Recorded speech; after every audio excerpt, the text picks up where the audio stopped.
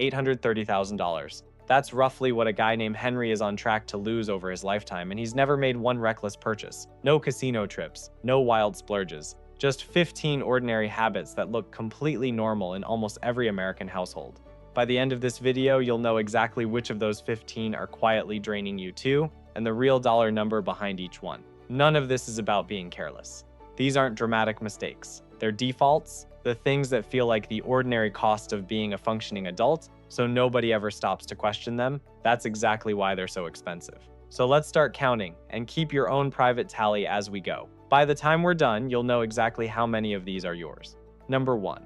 Bottled water. Open almost any kitchen in America, and there's a case of plastic water bottles stacked by the pantry, bought by someone who genuinely believes they're getting something cleaner than what comes out of the tap. They're wrong, and the marketing did its job perfectly. Tap water in this country is actually held to stricter, more frequent testing by the EPA than bottled water is by the FDA. Most of what's sitting in those bottles is just municipal tap water, filtered, sealed, slapped with a label showing a mountain spring and marked up to the moon. And the markup is staggering. A bottle from a convenience store cooler works out to somewhere between $7 and $12 a gallon. Water from your own faucet costs a fraction of a penny a gallon. Americans throw away more than 35 billion of these bottles every single year. Run the habit forward. $3 a day, barely 2 bottles, adds up to about $1,100 a year. A $20 filter pitcher replaces nearly all of it, and the water tastes exactly the same. Invest that $1,100 a year instead at a normal market return. In over 30 years, it grows past $110,000. Keep that number in your head. We're gonna need it later. Number 2. Premium gasoline in a car that only needs regular. This one feels responsible, like you're treating your engine to something nicer. But when AAA actually tested it, running both regular and premium through engines designed for regular and measuring horsepower, fuel economy, and emissions, they found no meaningful improvement in any category. Premium just means higher octane, and octane has nothing to do with quality. It only matters in high-compression engines specifically built to need it. About 70% of cars on American roads run perfectly fine on regular, and yet millions of drivers reach for the expensive button anyway. AAA estimated this single misunderstanding costs American drivers around $2.1 billion a year. For one household, that's an extra 50 cents a gallon for absolutely nothing. The one exception, if your owner's manual says premium is required, use it. Otherwise, that expensive pump is just paying more to travel the exact same distance. Number 3, extended warranties. The friendly voice at the register asking if you want to protect your purchase is selling you one of the most profitable products in the store, built on your fear of the unknown. The manufacturer's warranty already covers the early window when real defects tend to show up, and the failures the extended plan covers usually come much later, if they ever come at all. The overwhelming majority of customers never file a single claim. A better approach is to decline the plan and set that money aside yourself as a self-funded repair fund. The one exception is when a single repair would genuinely wreck you financially, and the item is known to fail expensively. For a blender or a pair of headphones, you're just prepaying for a repair you'll probably never need. Number 4, brand names when a generic does the identical job. Start with medicine, where the gap is impossible to argue with. The FDA requires a generic drug to contain the same active ingredient, the same strength, the same dosage form held to the same manufacturing standards as the brand name sitting right beside it. In many cases, the same company makes both. Yet generics routinely cost around 80% less. The same logic runs down every grocery aisle. Store brand flour, sugar, canned beans, pasta, and cleaning supplies are very often made in the same factories as the national brands, wearing a plainer label. Quietly switching even part of your cart can shave roughly a quarter off your grocery bill. On an $800 monthly grocery spend, that's about $200 a month back in your pocket, $2,400 a year, for products your family genuinely couldn't tell apart blind. The one exception is the handful of items where you truly taste a difference. Pay up for those on purpose and let the store brand win everywhere else. Number 5, the gym membership you're not using. Zero judgment here, almost everybody has lived this. You signed up motivated, went hard for 3 weeks, and then life swallowed the habit. The average membership runs around $60 a month, and roughly half of new members stop showing up within 6 months, while the charge keeps hitting with perfect indifference. Americans burn somewhere around $1.3 billion a year on memberships they've barely used. Here's the quiet trap underneath it. At some point, you stopped paying for fitness and started paying for an identity, the comforting feeling of being the kind of person who belongs to a gym. That feeling costs over $700 a year. If you haven't used it in 2 months, cancel without guilt. Ask yourself one honest question before signing anything new. How many times last month did you actually do the thing you're about to pay for? Number 6. Subscription creep. The slow, invisible leak nobody tracks because each piece feels too small to bother with. A streaming service for one show, a forgotten cloud storage upgrade, a meditation app used twice, a free trial that quietly converted. None of it feels like spending because you never watch the money leave your hand. Pull up your last 2 bank statements and read every recurring charge out loud. You'll find at least a couple you forgot existed. Trimming even $50 a month of dead subscriptions adds up to $600 a year, and invested over a decade, that grows into more than $8,500. A simple fix is to set a reminder the day before any new subscription renews and redecide if it's earned another month. Number 7. Food delivery apps. The convenience is real, and so is the layered tax nobody adds up. Researchers comparing the same meal ordered through an app versus picked up yourself found delivery came out roughly 80% more expensive once every fee and the tips stack up, about $9 of pure surcharge for the privilege of staying on the couch. Compare that same meal to cooking at home, and you're paying around 600% more than the home-cooked version.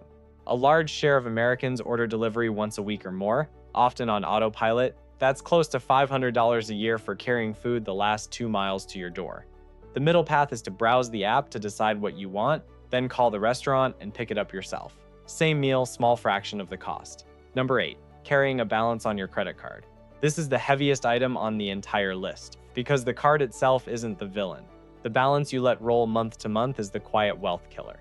Americans are collectively holding about $1.25 trillion in credit card debt, with average interest on carried balances sitting around 21.5%, new cards closer to 24%.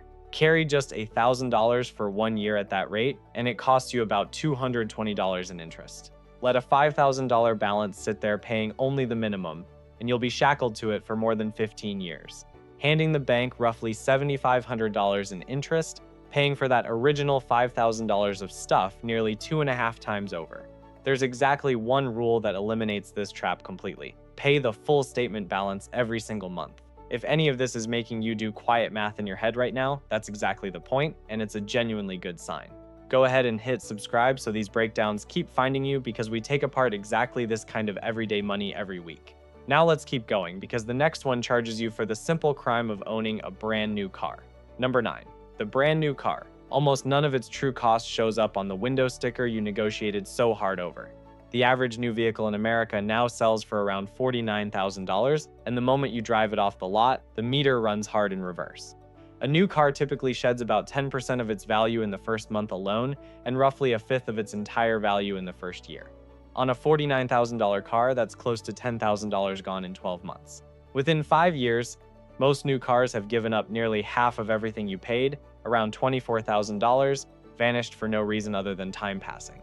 A well-maintained used car, where someone else already absorbed that brutal first year of depreciation, will carry you to the exact same destinations.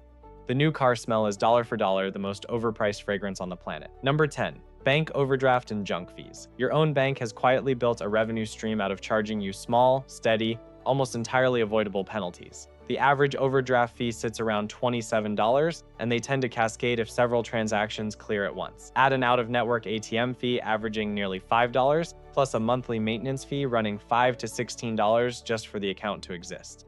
Stacked across millions of households, Americans paid more than $12 billion in overdraft and related fees in a single recent year. The good news is that this category is the easiest to drive to zero. Plenty of online banks and credit unions charge none of this at all. Switch to one, turn on a low balance alert, and these fees simply stop appearing forever. Number 11. Buying cheap twice, sometimes called the boots theory. When cash is tight, you buy the cheapest version of something because it's all you can afford in the moment. It wears out, so you buy it again. A $40 pair of boots that falls apart every year or two might cost you $200 across a decade, spent walking around in boots that are half ruined the whole time. A genuinely well-made $200 pair could carry you through that entire decade. The cheaper option was never actually cheaper. It just sliced the cost into smaller pieces so you never noticed the total. This only applies to things you'll genuinely use hard and often. It's not a license to buy the most expensive version of everything, since plenty of premium price tags are pure branding with no extra durability behind them. Number 12. The daily coffee and snack autopilot. Nobody's telling you to never enjoy a coffee again. The waste isn't the drink, it's the unconscious daily ritual. $6 a day across roughly 250 working days a year adds up to about $1,500, slipping away in fragments too small for your brain to register as real spending. Stretch that same $1,500 a year across a 30-year career, invested at a normal market return, and it quietly becomes more than $150,000. Brew most of your cups at home, where an excellent cup costs well under $1, and let the cafe trip become the deliberate small pleasure it was always meant to be. Number 13. Lottery tickets and scratch-offs. This is the one purchase on this entire list explicitly engineered for you to lose. Americans spent about $104.7 billion on lottery tickets in a single recent year, roughly $321 for every adult in a state that runs a lottery. Habitual players concentrated heavily among lower-income households often spend something like $2,500 a year chasing odds near 1 in 300 million. You're genuinely more likely to be struck by lightning twice than to hit that jackpot. That same $2,500 a year, invested instead and left alone for 30 years, would grow into more than $250,000 of real wealth that belongs to you with certainty. If you enjoy the occasional ticket as cheap entertainment, that's fine. Give it a fixed tiny budget like a movie ticket and walk away when it's spent. Number 14. Payday and cash advance loans. These exist for genuinely desperate moments, and that desperation is exactly what makes them so devastating. A typical payday lender charges around $15 for every 100 you borrow, due in about 2 weeks. Borrow $300, and you owe $345 almost immediately, which, annualized the way lending law requires, lands at nearly 400%. The real trap is the rollover. When you can't cover the balance, the lender lets you pay another fee to push the due date back, and the original debt never actually shrinks. A small loan from a credit union, a payment plan with the original biller, or one uncomfortable conversation with family will almost always cost a tiny fraction of what a payday storefront will. Number 15. Whole life insurance sold to you as an investment. Protecting the people who depend on your income is one of the most responsible things a person can do. The waste lives in one specific pitch, where whole life gets sold as a 2-for-1 that insures your family and builds wealth at the same time. For the same death benefit, a term policy can cost 5 to 15 times less. A healthy young adult might pay around $30 a month for solid term coverage, while comparable whole life runs $300 a month or more, with much of that extra premium feeding a slow-growing cash value account and a generous commission. The overwhelming majority of families come out ahead buying cheap term coverage and investing the difference themselves. That gap, roughly $270 a month, invested over 30 years, grows past $320,000. So here's where we go back to Henry. 4 numbers came up tonight that all share something in common. Bottled water, $110,000. The daily coffee habit, $150,000. Lottery tickets, $250,000. Whole life insurance sold as an investment, $320,000. Each one of those is what 30 years of a single ordinary habit costs when you run it through a normal market return instead of letting it leak away. Add just those 4 together and you get $830,000. That's the number we opened with.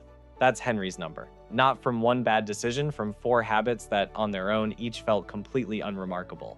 So how many of the 15 turned out to be yours? Be honest, because nobody else is keeping score. If you landed around 7, you're completely average. If you counted 10 or more, hear this clearly. You're not careless and you're not bad with money. You were simply never handed the rule book.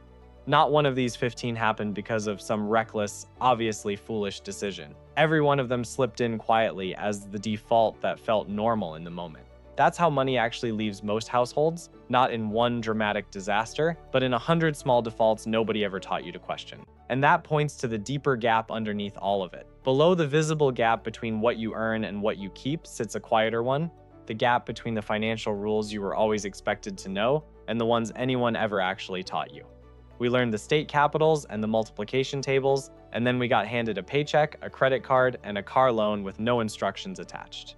Every waste on this list is a symptom of that one missing foundation. If any of this hit home today, the most useful next step isn't memorizing 15 things to avoid, it's building the base underneath them. There's a full video that walks through financial literacy from the ground up, the genuine starting point for anyone who wants to stop leaking money by accident and start keeping it on purpose. Build that foundation, and most of these 15 traps take care of themselves. As for Henry, he started counting too. Subscribe and find out what he catches next.